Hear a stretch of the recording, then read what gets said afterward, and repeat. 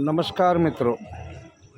मैंने प्रधानमंत्री नरेंद्र मोदी जी का भाषण 20 मिनट तक सुना है।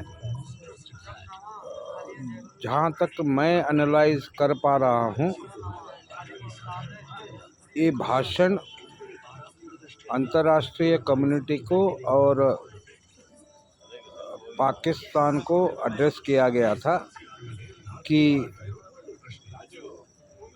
आगे जो भी होगा उसका करारा जवाब हम देंगे। हम टेरर और टॉक नहीं हो सकता। खून और पानी एक साथ हम नहीं बहा सकते।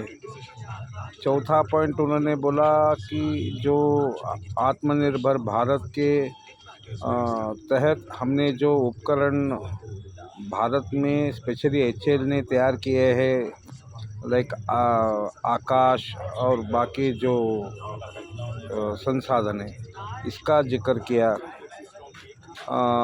उन्होंने न्यूक्लियर बॉम्ब की जो धमकियां हमें दे रही है वो हमको मालूम है, फिर भी हमने उनके आतंकी स्थानों को अटैक किया।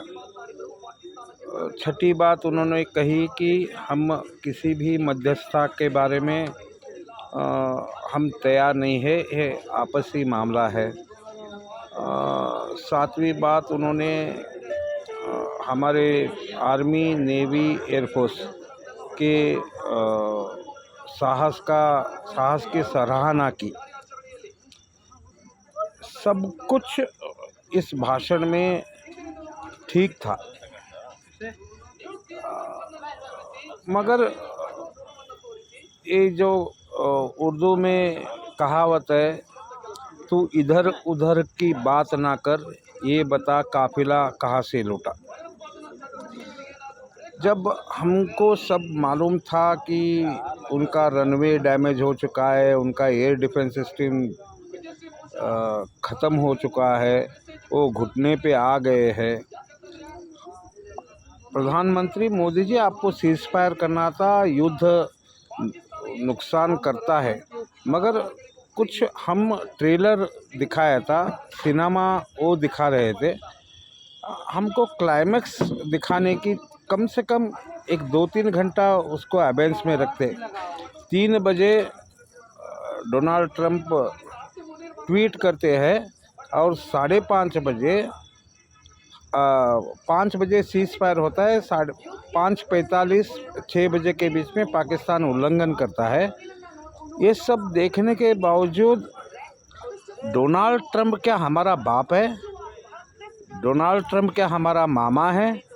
डोनाल्ड ट्रंप क्या हमारा चौधरी है कि वो हमारे अंदरूनी मामले में हस्तक्षेप करे? ये दिल को सुकून नहीं दे रहा है। हमको ये भी मालूम है कि आपके प्रति हमारी अतीव गौरव है। हम आपको ऐसा प्रधानमंत्री समझते हैं कि 2014 से पहले जितना भी था, अटल जी के समय में कुछ था, और अब हुआ ये है कि अपोजिशन इंदिरा गांधी की फ़ोटो डाल के 71 का वो प्रचार कर रहे हैं। मगर आपके जो पॉलिटिकल एडवाइज़र है या एनएसए है, मुझे ये समझ के परे है कि ये जो डिसीजन आपने लिया था सीज़ फायर करने का, इसमें इस भाषण में आपने इतना ही बताया कि पाकिस्तान गिड़गिड़ाने लगा था। पाकिस्तान गिड़गिड़ाने लगा था तो आपने उसको हाँ क्यों बोल दिया?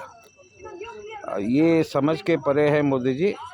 मैं आपसे बहुत नाराज़ हूँ, मगर आपसे मैं प्यार करता हूँ, और आप जो कांग्रेस कह रही है, बोल रही है, उसका मैं समर्थन नहीं कर रहा हूँ।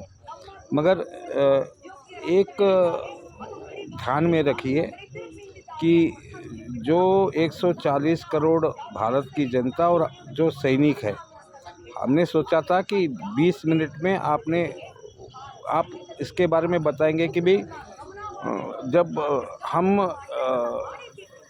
बिल्कुल तैयार थे कि भाई अब हमारे एयरफोर्स को और नेवी को परमिशन दे दी जाए कि हमारे मिसाइल्स और S-400 सारा कुछ कर गए थे, मगर आप क्यों इसमें अमेरिका के दबाव में आए?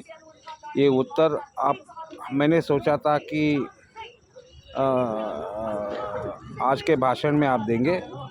और मोदी जी, क्या आप समझते हो कि आज आपने भाषण किया और पाकिस्तान को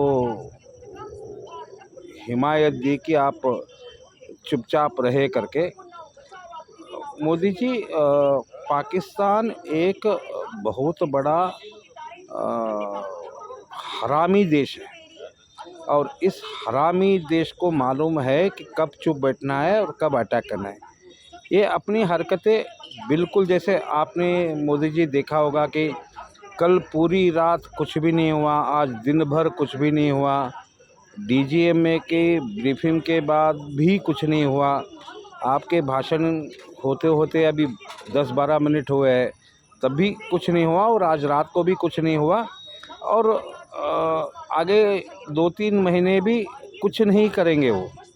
तब तक ये मामला ठंडा हो जाएगा, हमारे सैनिक हमारे बंकर को वापस आ जाएंगे, नॉर्मल सब कुछ रहेगा, और एकदम से खबर आ जाएगी कि लश्कर तैयबा या हिजबुल मुजाहिदीन या और उनके आका पाकिस्तानी दोबारा हमारे ऊपर अटैक किए हैं।